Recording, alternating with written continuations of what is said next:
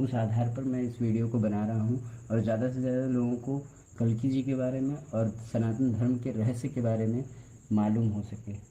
ये मेरा एक छोटा सा प्रयास है। ताकि आप सभी वीडियो में चार्ट देख रहे हैं, धर्म और ग्रंथों और पुराणों में सब कुछ सांकेतिक भाषा में दिया गया है। आइए पहले विश्वरूप को समझते हैं। क्या है विश्वरूप? विश्वरूप एक कंपाइल्ड नॉलेज है, संग्रहित ज्ञान है, जो हमारे सनातन धर्म का स्तंभ है। स्तंभ ऐसे कि जिन्हें हम वेदांग भी बोलते हैं। वेदांग जहाँ से हमारे निकलते हैं, जो भी नॉलेजेस हम लोगों को कल्कि जी या धर्म ग्रंथों के या साइंस के बारे में मिलती हैं, वो हमारे 4 वेद, 6 शास्त्र, 18 पुराणों और 60 नीतियों के अंतर्गत 108 उपनिषद, जिनमें 13 मुख्य रूप से हैं। जो भी हम कल्कि जी के बारे में या किसी भी धर्म ग्रंथों के बारे में सुनते हैं, कल्कि पुराण या भविष्य पुराण या भविष्य मालिका से जो भी जानकारियाँ हम सभी तक मिल पाई हैं या मिल पाती हैं, वो सभी इन्हीं वेद के अंश, वेदांश, जो कि जिसे हम षड दर्शन कहते हैं। षड दर्शन जिसमें हमारे 4 वेदों में पहला वेद है ऋग्वेद, जो स्तुति मंत्र के लिए जाना जाता है। दूसरा यजुर्वेद, जो यज्ञ, अनुष्ठान और विधियों के बारे में बताता है। तीसरा सामवेद, जिसमें गीत, संगीत और कला की जानकारी प्राप्त होती है। चौथा अथर्ववेद, जिसमें जीव विज्ञान, गणित, औषधीय चिकित्सा, भूगोल, इतिहास, तंत्र मंत्र सब कुछ इसी 4 वेदों के अंश से निकलता है। जिसमें 6 शास्त्र हैं, जिसमें एक सबसे महत्वपूर्ण शास्त्र है सामुद्रिक शास्त्र, जिसका कोई भी हम लोगों को कल्कि जी के बारे में नॉलेज नहीं प्रोवाइड करता है। जिस वजह से हम सभी क्या हैं कि कल्कि का विश्व रूप को समझने के लिए एक विराट स्वरूप है, जो कल्कि मानव जीवन के इसी धर्म ग्रंथ से निकलता है और इन्हीं धर्म ग्रंथ के आधार पर, पुराणों के आधार पर, जिसे कल्कि को विश्व रूप बोला जाता है। पर आजकल सभी लोग खुद की एकल मार्ग ज्ञान के माध्यम से कल्कि जी को समझने और समझाने में लगे हुए हैं। स्वयं के ज्ञान और श्रेष्ठता को ही साबित करने में लगे हुए हैं। कोई भी कंपाइल्ड नॉलेज, संग्रहित ज्ञान पर विशेष ध्यान देना ही नहीं चाहता। इसलिए मैंने अपने वीडियो के माध्यम से समझाने का एक छोटा सा प्रयास किया है। जिस कल्कि पुराण, भविष्य पुराण या भविष्य मालिका के आधार पर और सिर्फ ज्योतिषीय गणना करने में लगे हुए हैं लोग, उन्हें रुककर जरा सोच लेना चाहिए। सभी लिखे हुए खंड खंड के ज्ञान के आधार पर कल्कि जी के बारे में बताए जा रहे हैं। क्या ये सही है? भगवान कहानी शुरू होती है, पूर्व जन्म के वचन से, जो श्री राम जी ने देवी त्रिकुटा को वचन दिया था कि अगले जन्म में मैं कल्कि रूप में आपसे विवाह करूंगा। पूर्ण आधार को देखते हुए आज हम समझते हैं कि भगवान को जानने के लिए सरल होना पड़ता है और जटिल होने से भगवान दिखाई नहीं देते हैं, सिर्फ समझे जा सकते हैं। कुछ लोग भक्ति मार्ग से डिकोड कर रहे हैं, वे लोग सरल हैं, पर दुर्भाग्यपूर्ण शोध का अभाव है। भगवान होंगे अगर कल्कि जी, तो उन्हें सार्वभौमिक शक्तियाँ धीरे धीरे सिखाती होंगी या ऊर्जावान करते होंगे। भगवान को जानने के लिए हर 10वां और अंतिम अवतार है। जो मैं ये वीडियो बना रहा हूँ, इसके बहुत सारे तथ्य हैं, इसमें बहुत सारे रिसर्च किए गए हैं, जिसके आधार पर कुछ वर्षों की गणना काल ज्ञानम संवत्सर से जुड़ा हुआ भी है और कुछ कल्कि पुराण, भविष्य मालिका और वर्तमान की पिछले कुछ सालों से जो परिस्थितियां दिखाई दे रही हैं पूरे विश्व भर में, उन सभी संकेतों को देखते हुए सांकेतिक रूप में कुछ ऐसी बातें मैंने अपने इस वीडियो में दिखाई हैं या बताई हैं कि जिसे आप सभी अगर ध्यान से समझने की कोशिश करेंगे तो धीरे धीरे करके आप सभी को मेरे द्वारा बताई हुई जानकारी समझ भी आएगी और समझने में आपको आसानी भी होगी। ये वीडियो का पहला पार्ट है, इसके 15 पार्ट अभी और आने हैं, जो अगली वीडियोस में नोटिफिकेशन में आप सभी को प्राप्त होते रहे। मेरा मानना है कि मस्तिष्क से ही सब कुछ चलता है। देखते हैं वीडियो में, 2 चक्र होते हैं। पहला चक्र सहस्त्रार्थ चक्र जो कॉस्मिक रोल को प्ले करता है, और दूसरा चक्र आज्ञा चक्र होता है जो ह्यूमन कॉन्शियसनेस को प्ले करता है। यही से ग्रह मालूम भी होता है और मालूम किया भी जाता है। इनकी दृष्टि दशा, महादशा, अंतरदशा, व्यवहारिक परिवर्तन और चेतना के रूप में मानव शरीर पर पड़ती है। जिस व्यक्ति को गुप्त रूप में चुना भी गया है, उसके मस्तिष्क पर कितना गहरा प्रभाव पड़ रहा होगा, यह इस कलयुग के आधार पर धर्म के लिए, खुद के लिए, मानवता के लिए कितना बड़ा कार्यभार अनजाने रूप में उस शरीर को मिला है। तो सोच के देखिए उस व्यक्ति के शरीर पर क्या क्या प्रभाव पड़े होंगे। जितनी सरलता से हम लोग कल्कि जी के बारे में कथा रूप में हम लोग बोल देते हैं, या बोलने की या समझने या समझाने की कोशिश करते हैं, क्या वो इतना सरल होगा इस अवतार रूपी शरीर में? मैं इतना ज़रूर जानता हूँ कि जो मेरी अपनी नॉलेज और जो मेरी अपनी शोध है, जो मैं अपना रिसर्च देख रहा हूँ, उस रहस्य, उसके आधार पे तो मैं यही बोल सकता हूँ, उस आधार पे तो मैं बस यही बोल सकता हूँ कि दिखाया है, बताया है। उस आधार पर आप सभी लोग मेरी बातों से शायद सहमत हो सकें, जानकारी ज़्यादा से ज़्यादा लोगों को सरल रूप में समझ में आ सके और धर्म का प्रचार भी हो सके इसी बहाने। मैं एक बात तो ज़रूर कहूँगा कि ये अवतार अब तक का सबसे ताकतवर और रहस्यों से भरा अवतार होगा। और ये भी मैं कहूँगा कि मेरी जो जानकारी, मैं जितने रिसर्च को देख पा रहा हूँ और जो जो चीज़ें अगले वीडियोज़ में आपको पॉइंट्स के आधार पर बताऊँगा, उससे आप सभी इस बात से तो निश्चिंत हो जाइए कि कल्कि अवतार मानव रूप में इस धरती पर शरीर के अवतार में, एक मानव शरीर के अंग में अवतरित हो चुका है, जो कि 1988 से लेकर 1990 तक के बीच में ही हुआ है। और इस बात को मैं आपको प्रमाणित भी कर सकता हूँ। और अगर मैं गलत नहीं हूँ तो मेरे गणना जो है वो 2031 तक बता रही है कि कल्कि जी मानव रूप के शरीर में हम सभी के सामने प्रकट हो ही जाएंगे। उसके बहुत बड़े बड़े आधार हैं, पर उन सभी चीज़ों को एक वीडियो में समझाया नहीं जा सकता है। इसलिए आप सभी से अनुरोध है, इस कुंडली का विश्लेषण इस आधार पर कर रहा हूँ। कहानी की शुरुआत होती है पूर्व जन्म के वचन से, जो श्री राम जी ने वचन कल्कि रूप के अवतार में त्रिकुटा जी को दिया था, अगले जन्म में वैष्णवी जी से विवाह करने के आधार पर। देखते हैं विवाह के उद्देश्य और ऊर्जा भी स्त्री रूप से मिलेगी। अधूरे वचन, अधूरे कार्य, ऋण। इसलिए 7वां घर 7 नंबर ग्रह का राजा जो कि शनि है, ये सबसे महत्वपूर्ण होता है इस आधार को देखने के लिए। और इससे जुड़े कुछ स्थान, और राहु, केतु, बुध और शनि, ये इस आधार पर सबसे मजबूत इसके उदाहरण मुझे देखने को मिले हैं, जो मेरा अपना रिसर्च है, जिस पे मैंने ये वीडियो बनाने की कोशिश की है। आइए देखते हैं।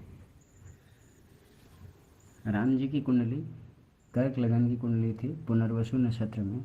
अगर वहाँ से 6वां घर पुनर्जन्म का देखते हैं तो 1 2 3 4 5 6, जो कि काशी विश्वनाथ केतु राशि में, धनु राशि में केतु प्लैनेट को दिखाता है, जो कि, और इसका ठीक उल्टा, अगर उल्टी तरफ से अगर 6वां देखा जाए तो 1 2 3 4 5 6, जो कि कुंभ राशि को दर्शाता है और केदारनाथ ज्योतिर्लिंग को दर्शाता है, जो कि यहाँ पे केदारनाथ में 2013 में जो प्राकृतिक आपदा आई थी वो हम सब लोगों ने पहले ही देख लिया है। आइए चलते हैं। अगर मेष राशि से भी अगर हम लोग देखते हैं तो 1 2 3 4 5 और 6, 6वां घर जो बुध का घर है और जो कि मल्लिकार्जुन ज्योतिर्लिंग को दर्शाता है, जो कि आंध्र प्रदेश में पड़ता है। उस आधार पर सबसे इम्पोर्टेंट यहाँ से अगर हम शुरू करते हैं, देखते हैं, अगर मेष राशि के अनुसार देखेंगे तो मल्लिकार्जुन ज्योतिर्लिंग बुध ग्रह को दिखाता है, जो कि पिछला जन्म पूर्व का जन्म दिखाता है, छठवां घर। पर हम लोग राम जी की कुंडली के ही आधार पर देखते हैं, कर्क लगन की कुंडली से देखते हैं, तो सबसे ज़्यादा मेरा जो छठवां घर दिखता है वो सीधी दिशा में 1 2 3 4 5 6 ये काशी विश्वनाथ दिखाता है। और उल्टी दिशा में देखेंगे तो 1 2 3 4 5 6 जो कि कुंभ राशि केदारनाथ को दिखाता है।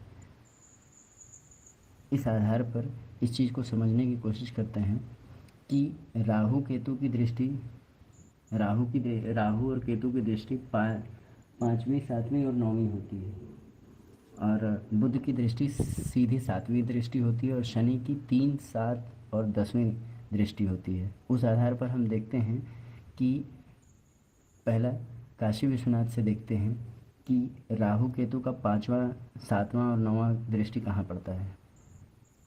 1 2 3 4 5 5वीं दृष्टि मेष राशि में सूर्य को रिप्रेजेंट करता है, जो कि रामेश्वरम को दिखाता है, जो रामेश्वरम पिछले जन्म से राम जी के जुड़ा ही हुआ है।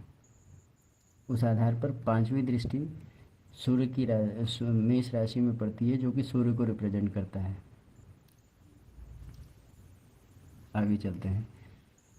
1 2 3 4 5 6 7 7वीं दृष्टि मिथुन राशि को रिप्रेजेंट करती है, जो कि नागेश्वर ज्योतिर्लिंग गुजरात में पड़ता है, और ये राहु का अपना घर है। राहु यहाँ पर दृष्टि दिखाता है। अब चलते हैं 9वीं दृष्टि पे। 1 2 3 4 5 6 7 8 9 9वीं दृष्टि सिंह राशि को दर्शाती है, जो कि सबसे मजबूत मेरा यहाँ पे ध्यान जाता है, जो कि वैद्यनाथ ज्योतिर्लिंग को दर्शाता है, जो कि झारखंड में पड़ता है। अब चलते हैं, सेम जो राहु केतु की दृष्टि होती है वो सेम यहाँ पे पड़ रही है, ठीक है। अब चलते हैं बुध की दृष्टि देखते हैं। 1 2 3 4 5 6 7 7वीं दृष्टि राहु पे पड़ रही है। राहु का मतलब आपका मस्तिष्क, आपका ज्ञान, आपकी बुराइयाँ, आपका टेक्नोलॉजी, आपका प्रेम का क्षेत्र, जिस राहु जो है आपका प्रेम का भी कारक होता है। तो ये दृष्टि दिखाती है कि 7वीं दृष्टि राहु के पड़ रही है, जो कि प्रेम को दर्शाता है। मल्टीपल अफेयर्स भी कल्कि जी के जीवन में सुनने को मिलते हैं और देखने को भी मिलेगा, ऐसा मेरा मानना है। अब चलते हैं शनि की दृष्टि से देखते हैं, जो कि शनि की दृष्टि 3री 7वीं और 10वीं पड़ती है। 1 2 3 शनि की दृष्टि अगर 3री दृष्टि पड़ती है तो स्वयं की राशि कुंभ राशि में ही पड़ेगी। 7वीं दृष्टि 1 2 3 4 5 6 7 जो कि राहु को ही दिखा रही है, जो कि प्रेम को दर्शाता है। और पश्चिम दिशा, ये बहुत ही ज़्यादा इम्पोर्टेंट हो जाता है कि पश्चिम दिशा से कुछ ना कुछ तो कनेक्शन ज़रूर होगा। और 10वीं दृष्टि, अब 1 2 3 4 5 6 7 8 1 2 3 4 5 6 7 8 9 10 10वीं दृष्टि आपकी फिर से वहीं मल्लिकार्जुन ज्योतिर्लिंग जो बुध की दृष्टि से, इसलिए दक्षिण की दिशा और पश्चिम की दिशा ये सबसे ज़्यादा महत्वपूर्ण होती है मेरे अनुसार।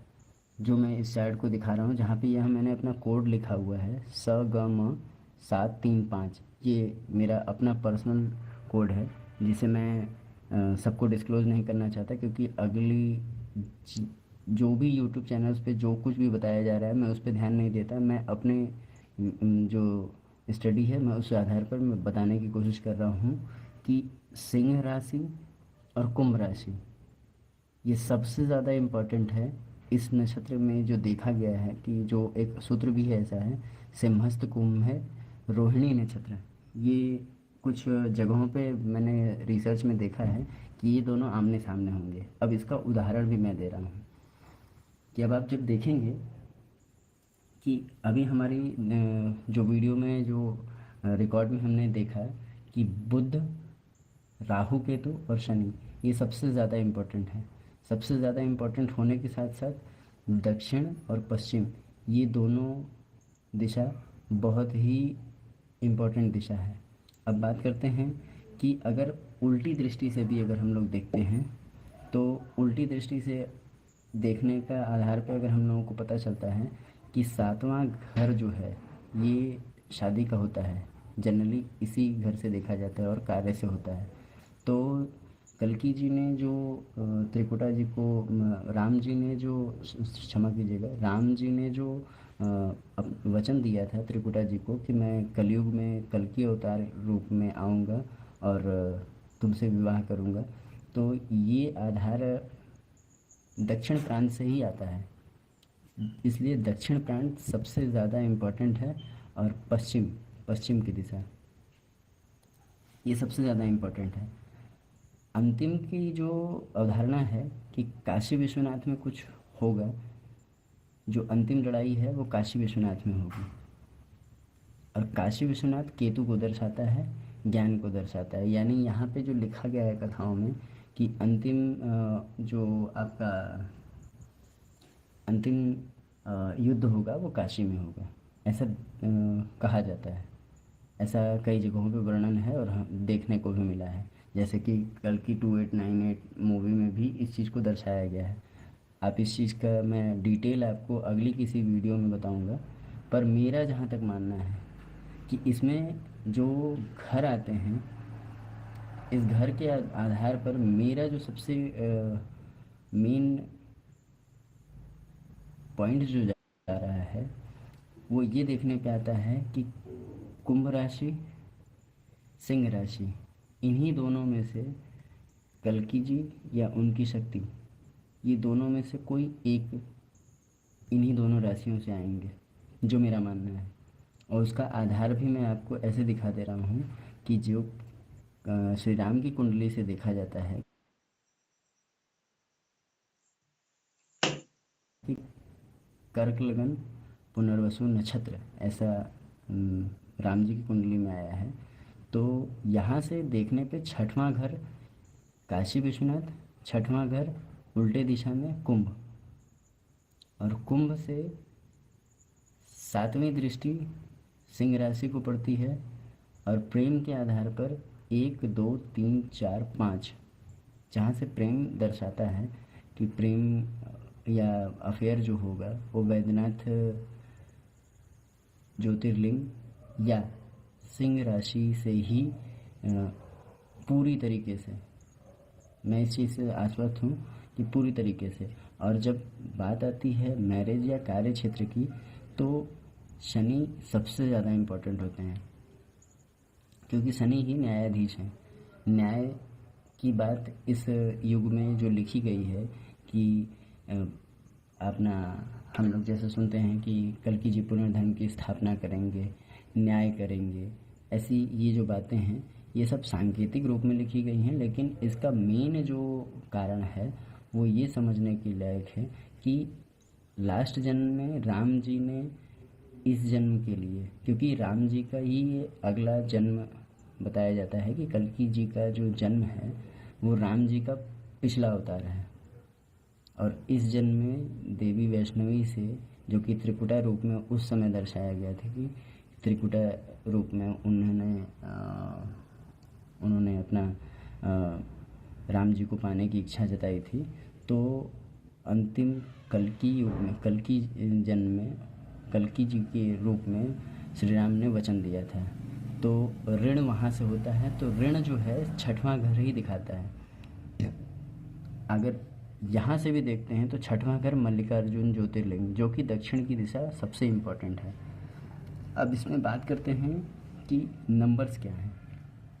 नंबर 11 नंबर, 9 नंबर, 5 नंबर ये सबसे ज़्यादा इम्पोर्टेंट है। 7 नंबर, अगर हम, जैसे मैं आपको वीडियो में बताया कि 1988 88 का टोटल होता है, 89 का टोटल होता है आपका 27, और 88 का टोटल होता है 26। तो 26 को 2 6 को जोड़ने पे 8 आता है, और 27 को जोड़ने पे 9 आता है। यानी मंगल या मकर लगन से जुड़ा हुआ होगा ही होगा। ये एकदम परफेक्ट है। और उस आधार पर अगर हम देखते हैं कि अंक निकालने पर 9 में से 11 को घटाएंगे तो हमारे पास 2 आएगा, और 9 से 2 को जोड़ेंगे तो 11 आएगा। तो इस बात से ये मुझे एकदम समझ में आता है कि 11 में से 6 को घटाते हैं तो अपने पास 5 आएगा, और 5वीं राशि होती है सिंह राशि। तो सिंह राशि शक्ति स्वरूप, मैं ये समझ पा रहा हूँ कि शक्ति स्वरूप में जो स्त्री होगी वहीं से उनका प्रेम स्पष्ट रूप में दिखाई देगा। और ये आने वाले समय में जो कि मैं देख पा रहा हूँ। और एक चीज़ में और भी इम्पोर्टेंट है कि जिस भी मनुष्य के कुंडली में शनि 7वें घर में होंगे, जिस भी मनुष्य की नवांश कुंडली में 7वें घर में शनि होंगे, वही ऐसे हज़ारों लोग कल की अपने आप को बोलते आ रहे हैं, लेकिन ऐसा मैं नहीं मानता। जिस मनुष्य के कुंडली के 7वें घर में, नवांश कुंडली में 7वें घर में शनि होंगे, वही व्यक्ति कल की अवतार होगा, ये मेरा मानना है। दूसरी चीज़ कि 7वें घर में शनि का होना ये सबसे ज़्यादा ज़रूरी है, क्योंकि न्याय और कर्म, विवाह सब यहीं से देखा जाता है, और ज्ञान भी शनि के माध्यम से यहीं से मिलता है, ये मेरा मानना है। अब दूसरी चीज़, यहाँ से देखने पे ये पता चलता है कि शनि से तीसरी दृष्टि कहाँ पे पड़ती है। तीनों साइड लेफ्ट एंड राइट में देखते हैं तो 1 2 3 सिंह राशि में पड़ती है, 1 2 3 एक केतु की राशि में पड़ती है। यहाँ से ये पता चलता है कि सिंह राशि की ही कोई स्त्री होगी जिससे उनका प्रेम होगा, और केतु जब वहाँ पे डिटैचमेंट लाएगा तो उनको ज्ञान प्राप्त होगा, उनको दर्द महसूस होगा, उस दर्द के आधार पर वो दोनों एक दूसरे को पहचानने की कोशिश करेंगे, जिसमें सबसे पहले कल्कि जी तो स्वयं को पहचान जाएंगे, लेकिन स्त्री शक्ति वो अपने आप को नहीं पहचान पाएगी। ये मेरा अपना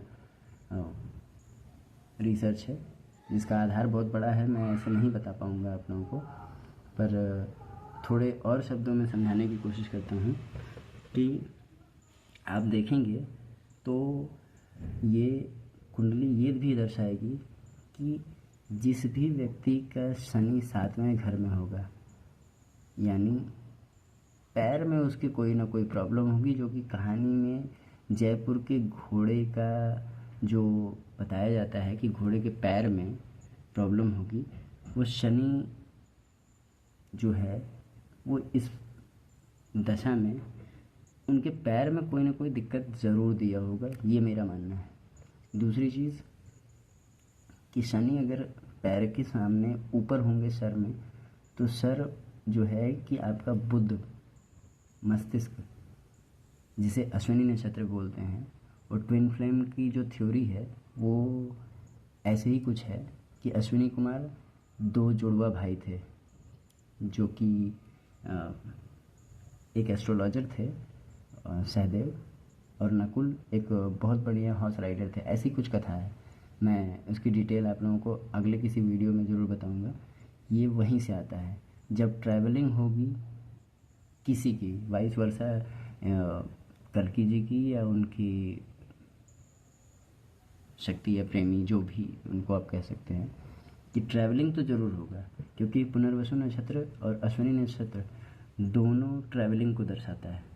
नक्षत्रों के बारे में अगली सीरीज़ में, जब मैं, ये पहला वीडियो का सीरीज़ है, जो इसके 15 पार्ट हैं मैं वो रिलीज़ करूँगा जब भी, तो आपको नोटिफिकेशन मिल जाएगा। तो मेरा जो अपना वो है कि इस जन्म में राहु केतु, क्योंकि कलयुग जो है माइंड को रिप्रेजेंट करता है, और कलयुग जो है सर में ही होता है और केतु आपके पैर में होता है। तो तीसरी दृष्टि यहाँ से शनि की पड़ती है। शनि की तीसरी दृष्टि अगर यहाँ से जोड़ें तो 1 2 3 जो केतु, जो कि पैर में कोई जो प्रॉब्लम, कोई ना कोई ऐसी प्रॉब्लम ज़रूर होगी उस व्यक्ति को, जो कि कल्कि के घोड़े में, जो जयपुर में घोड़ा है, घोड़े में जो घाव का मार्क दिखाया जाता है कि घाव भर रहा है, बढ़ रहा है, या ऐसा कुछ है। मैंने देखा नहीं है, मैं कोशिश कर रहा हूँ कि कभी जाऊँ देखूँ वहाँ पे। लेकिन मैं ये जो समझ पा रहा हूँ कि तीसरी दृष्टि शनि की वो केतु की पैर के ही पार्ट में होगी। और पैर के अगर मेरा जो मानना है कि ये आपका बॉडी पार्ट है, ये आपका बॉडी पार्ट है, ये आपका सर है, ये आपका पैर है। तो पैर के राइट हैंड साइड अगर ऐसे देखा जाएगा, ऐसे देखा जाएगा, तो आपका राइट इस साइड में आएगा, क्योंकि दक्षिण पश्चिम बहुत ही इम्पोर्टेंट है। दक्षिण और पश्चिम, वेस्ट एंड साउथ, वेस्ट और साउथ सबसे इम्पोर्टेंट दिशा मेरी जो अपने स्टडी है उसमें पता चल पा रहा है। दूसरा चीज़ कि कल्कि जी का जन्म जो संवत्सर के आधार पर मैंने देखने की कोशिश की कि संवत्सर काल ज्ञानम के आधार पे, तो वो संवत्सर 1989 में चित्र भानु संवत्सर पड़ता है, 1989-1988, जो कि मैं आपको यहाँ भी दर्शाने की कोशिश करूँगा संवत्सर की। हाँ, यहाँ देखेंगे आप, यहाँ मैं आपको दिखाने की कोशिश कर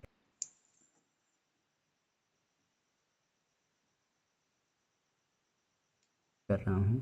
मेरे हस्बैंड है म्यूजिक लवर, तो मुझे ना डेकोर पीस एक ऐसा चाहिए था जो कि म्यूजिक इंस्ट्रूमेंट हो, मिनिएचर। मुझे ये 400 रुपीज़ की कर रहा हूँ।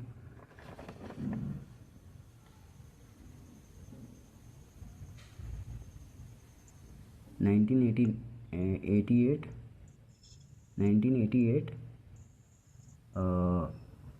ये है 89 वीरेश प्रजा और चित्रभानु। इस आधार पे उनका जो डेट ऑफ बर्थ है मैं कैलकुलेट करने की कोशिश कर रहा हूँ। तो जो काल ज्ञानम में लिखा है कि विश्वासु संवत्सर में जन्म लूँगा, या पराभव संवत्सर, ऐसा कुछ ये इसमें एक उसकी स्टोरी है। मैं आपको अगली किसी वीडियो में ज़रूर बताऊँगा कि इसी साल से उनका जो है इस 1988-89 से 2013 के बीच में ये कुछ 24 साल का टाइम पीरियड होता है। 24 साल का ये टाइम पीरियड है। इसकी डिटेलिंग मैं आपको बाद में दूंगा। तो अब आप देखने की कोशिश करिए कि जैसा मैं समझ पा रहा हूँ कि सिंह राशि, कुंभ राशि, दक्षिण पश्चिम दिशा, 9 नंबर, 2 नंबर, 7 नंबर, 11 नंबर, ये सबसे ज़्यादा इम्पोर्टेंट होंगे कल्कि जी या उनकी जो प्रेमिका या उनकी पत्नी होंगी, उसमें सबसे ज़्यादा इम्पोर्टेंट ये नंबर सबसे ज़्यादा है। और दूसरी चीज़, जिस व्यक्ति के भाई ये युग जो है वो ज्ञान का, उनको ज्ञान आएगा, तो उस सामान्य मनुष्य के शरीर में जो हो रहा होगा वो तो वही मनुष्य जानता होगा कि उसके शरीर पे, उसके दिल दिमाग पे कैसा असर पड़ रहा होगा। लेकिन मैं एक चीज़ से कंफर्म हूँ कि 2 और 7 का कॉम्बिनेशन ज़रूर कहीं ना कहीं होगा, 2 और 7। तो इस आधार पर मेरा जो मानना है कि जिस भी व्यक्ति को कल्कि जी का अवतार के बारे में, अपने जन्म के बारे में मालूम भी होगा या हुआ होगा या होने वाला होगा, उस व्यक्ति की महादशा, बुध की महादशा या राहु की महादशा, ये दोनों में से कोई एक बहुत बड़े लेवल में होगा। राहु की महादशा या बुध की महादशा। जैसा कि मैंने स्टडी में पढ़ा है कि बुध की महादशा चल रही है 2014 से 2031 तक। ऐसा मेरा अपना एक स्टडी है जो मैं कैलकुलेशन से देख पा रहा हूँ कि जिस भी व्यक्ति के ये होगा उसकी बुध की महादशा तो ज़रूर चलेगी, तभी उसको ज्ञान प्राप्त होगा। ये मेरा अपना स्टडी है, इसमें मैं किसी को ब्लेम नहीं करूँगा, और ना मेरे विचार से अगर कोई सहमत ना हो तो मैं उस चीज़ को रिपीट नहीं करना चाहूँगा। लेकिन मेरा ये अपना मानना है कि 2 और 7 का कॉम्बिनेशन जो कि ज्ञान को ही दर्शाता है। इसमें 4 ग्रहों को मैंने लिया था, राहु केतु बुध और शनि, जो कि उस आधार पर देखेंगे तो कहीं ना कहीं से कुंभ राशि और सिंह राशि से दोनों एक दूसरे से कहीं ना कहीं जुड़े होंगे, जो कि ये सूत्र भी बताता है। सिंहस्थ कुंभ है रोहिणी नक्षत्र। रोहिणी नक्षत्र का मेन जो पर्पज़ है वो नक्षत्रों के बारे में मैं अगली वीडियो में जो इसका पार्ट है उसमें नोटिफिकेशन आपको मिल जाएगा।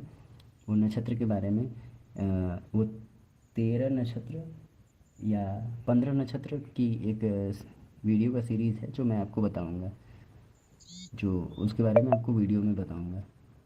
तो ये एक छोटी सी वीडियो है, इसको समझने की कोशिश करें, और जो बाकी मैं डिटेल्स इसमें दूंगा। अगर आपके कोई सवाल हैं, अगर आपका कोई प्रश्न है तो आप मैसेज करके ज़रूर पूछ सकते हैं। जो भी मेरे जानकारी में है, जितनी मेरी स्टडी है, मैं उस आधार पर आप लोगों को बताने की कोशिश करूँगा। ठीक है।